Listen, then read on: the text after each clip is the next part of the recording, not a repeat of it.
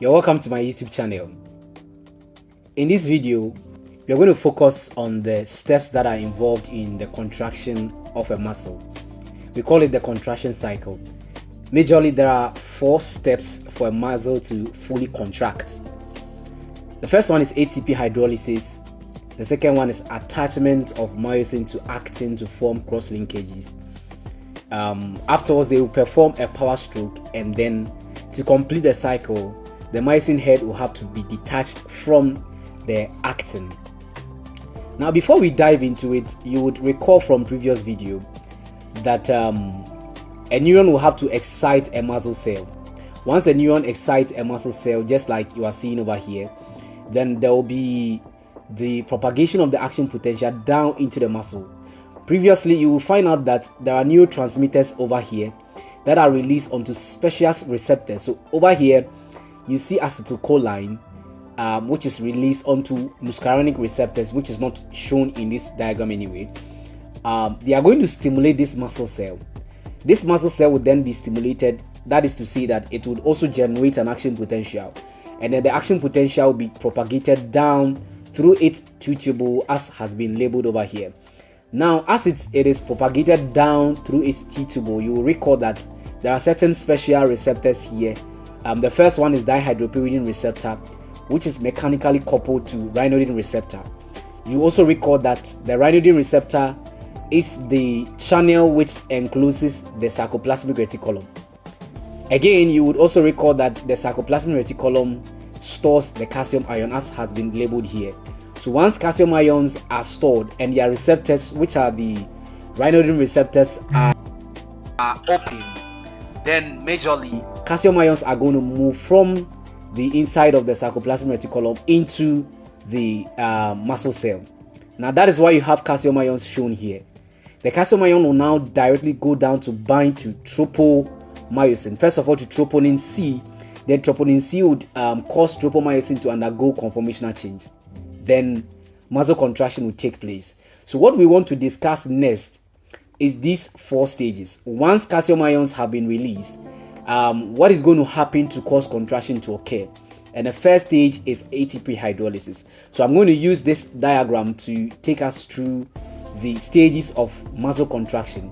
So recall that calcium ions have been released, and so calcium ion is very important for this next process to continue.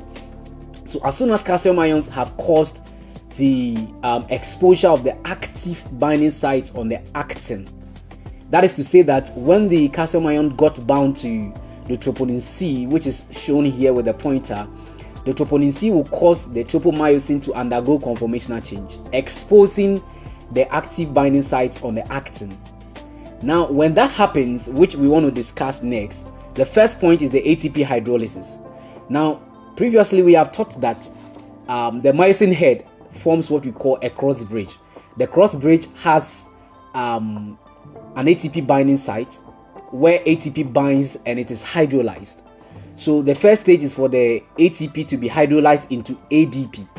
Now this stage is very essential. That is, the ATP hydrolysis is very essential because up until now, this myosin head do not have any affinity to bind to the actin, even though the actin has been exposed. The active binding sites on the actin have been exposed. But then the myosin heads will not gain any affinity to bind. But then upon the hydrolysis of the ATP, which is the first stage, immediately that ATP is hydrolyzed onto ADP, this myosin head gains affinity for the active binding site on the actin. So immediately the myosin head will now bind, which is the second stage you see here.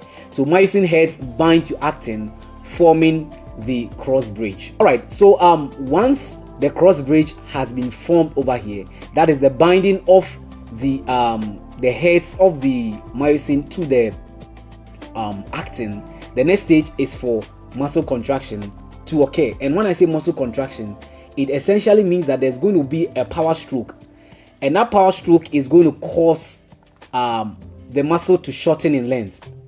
For the muscle to shorten in length, recall or remember that the head has to bind, and with the binding of the head to the actin, that is the myosin head to the actin, there will also be the release of another phosphate group. When I say the phosphate group, it will be released from this same ADP.